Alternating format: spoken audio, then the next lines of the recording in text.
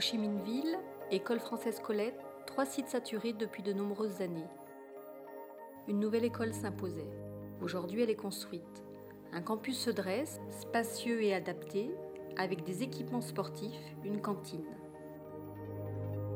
Mais alors que beaucoup attendent cette nouvelle école, le projet, s'il ouvre aujourd'hui, ne tiendra pas ses promesses.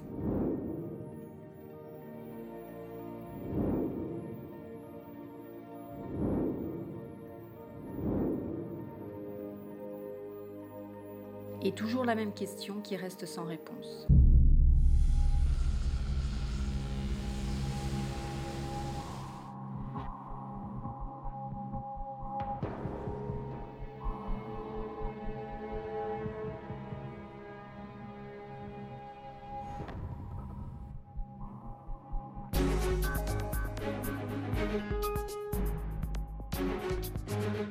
Une antenne de téléphonie mobile, une décharge sauvage, un terrain saturé de pollution et voisin de l'endroit où l'on exécute les condamnés à mort. C'est pourtant là que doit voir le jour en principe à la rentrée prochaine une nouvelle école française.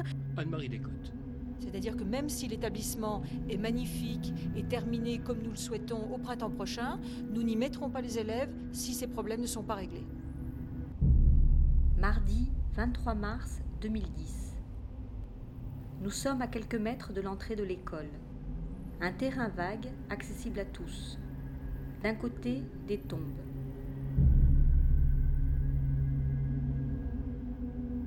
De l'autre, des poteaux. Des cordes, des offrandes. Tout prouve que le terrain d'exécution est en activité, contrairement à ce qui nous avait été annoncé il y a 4 ans.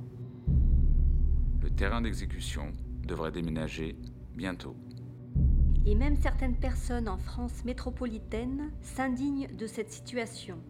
La présence d'une zone d'exécution à proximité d'une école construite par une république militant dans le monde contre la peine de mort a de quoi choquer.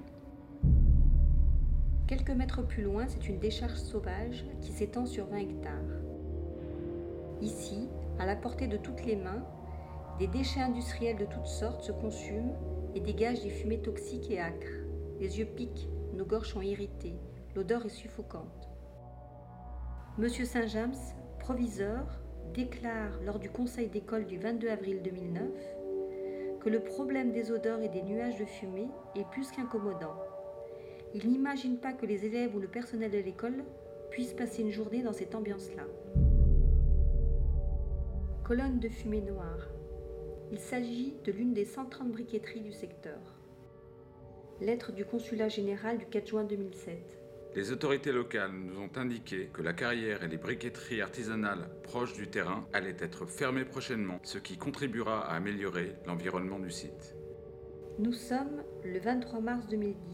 La briqueterie qui jouxte la décharge est en pleine activité. Les briqueteries sont nombreuses tout autour du site. Les plus proches ont été fermées, les autres le seront progressivement, selon la programmation des autorités locales. Depuis 2006, malgré les discours qui se voulaient rassurants, la situation n'a pas évolué.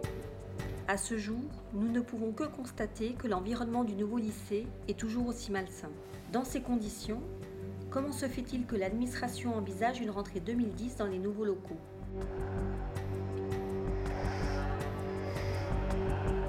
Quoi qu'il en soit, je ne prendrai la décision de ce transfert que si j'ai la conviction que le nouveau site du lycée offre toutes les garanties de santé et de sécurité pour ses occupants. Je ne peux imaginer que l'environnement direct de ces futurs locaux demeure ce qu'il est. Comme 63% des parents, l'APE n'accepte pas un déménagement dans cet environnement.